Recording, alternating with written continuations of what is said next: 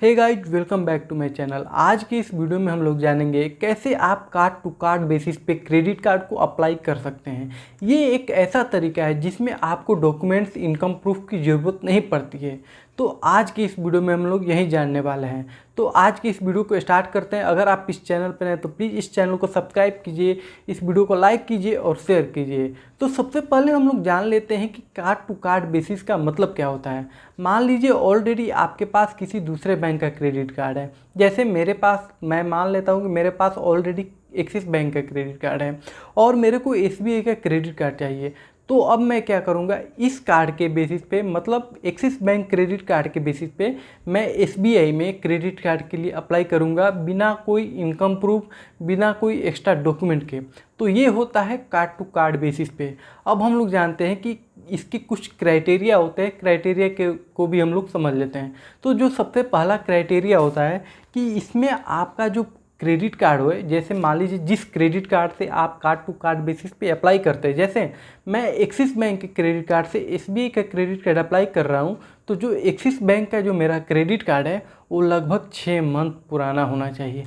इसका जो पहला क्राइटेरिया है।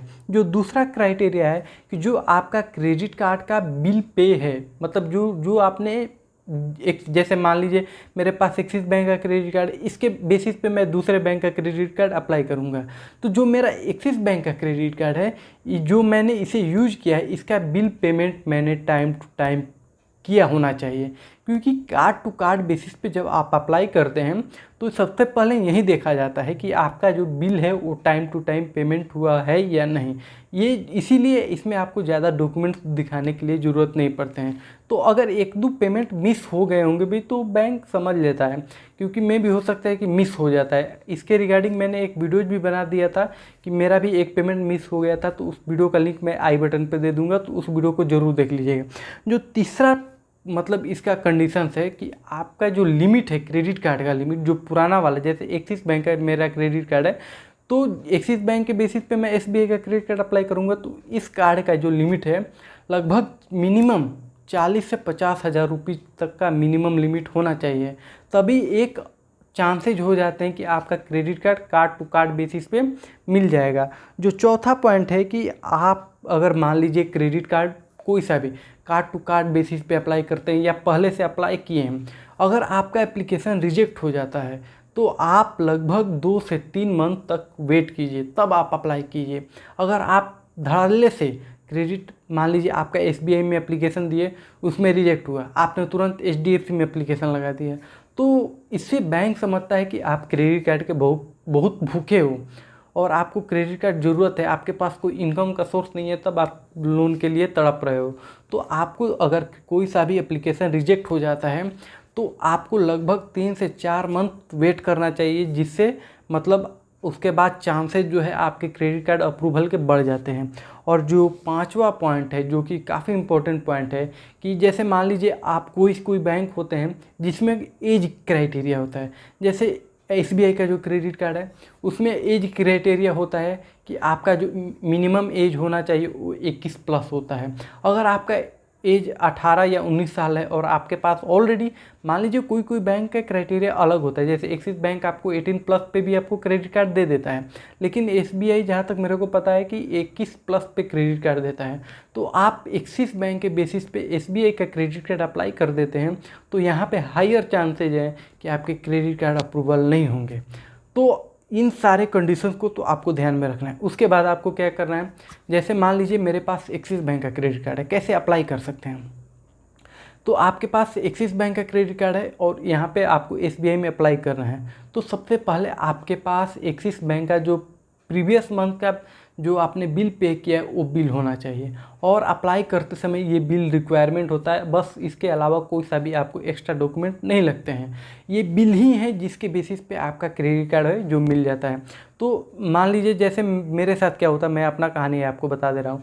जो मेरा एक्सिस बैंक का क्रेडिट कार्ड था उसी के बेसिस पे मैंने एसबीआई का क्रेडिट कार्ड अप्लाई किया था।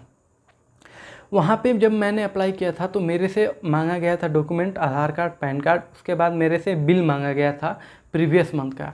तो मैं यहाँ पे, बहुत सारे लोग क्या होंगे, घबरा जाएंगे कि वहाँ पे कार्ड नंबर मेंशन होता है और बहुत सारे मतलब कॉन्फिडेंटल चीज़ वहाँ पे मेंशन हुए होते हैं। तो मैंने फर्स्ट टाइम क्या किया कि उन लोगों का क्या किया, मैंने मेल किया और वहाँ पे हाइड कर दिया। तो उन्होंने मतलब वहाँ से मेरा रिजेक्ट हो गया। वहाँ से बोला गया कि आप विथ कार्ड नंबर आपके नाम और सारा डिटेल्स होना चाहिए। तो मैंने क्या किया कि उनसे बोला कि आप मेरे को SBI का ऑफिशियल मेल ID दीजिए।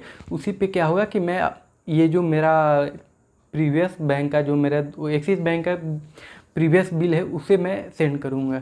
तो यहाँ से मैं जब मैं देखिए कैसे पहचाने कि जो आपका मेल है या आप जिस भी थ्रू आप प्रीवियस बिल पे कर रहे हैं मतलब सेंड कर रहे हैं, कैसे पता करें कि ये ओरिजिनल है या नहीं। तो जनरली यहाँ से मतलब मेरे पास वो लोग मेल सेंड किए थे customer@sbicard.com मतलब ऐसा ही होगा। तो जैसे मान लीजिए एक्सिस बैंक का होगा तो @axisbank.com या फिर जो @ के बाद उस बैंक का नाम जरूर रहेगा, .com या .in जो वेबसाइट का नाम है वो ज़रूर रहेगा। तो मैंने क्या किया था उसी के बेसिस पे उसी मेल ID पे मैंने अपना प्रीवियस मंथली मतलब जो बिल होता है वही सेंड किया था। उसके बाद मेरा वीडियो KYC और उसके बाद मेरा जो लिमिट है वो अप्रूव हो चुका है, मेरे क्रेडिट कार्ड अप्रूव हो चुका। उसके बाद मेरा जो एक्सिस बैंक का लिमिट था 1,20,000 था और SBI का लिमिट जो मेरा मिला था 41,000 मिला था। उसके लगभग 3-4 महीने बाद ही मेरा SBI का क्रेडिट कार्ड का लिमिट ऑफ़र आया। उसके बाद लिमिट इंक्रीज होकर 61,000 हो गया। तो इस बेसिस पे जो कि मेरे को सबसे अच्छा लगता है कार्ड टू कार्ड बेसिस में, इसमें ना झंझट, कोई सा भी झंझट नहीं, आप इजीली अप्लाई कर सकते हैं। तो आई होप गाइज कि आपको ये जो सारे पॉइंट्स आपको बताए हेल्पफुल लगा होगा। अगर आपको ये सारे पॉइंट्स हेल्पफुल लगा, अच्छा लगा तो इस वीडियो को लाइक कीजिए, इस चैनल को सब्सक्राइब कीजिए और शेयर कीजिए। जय हिंद, वंदे मातरम।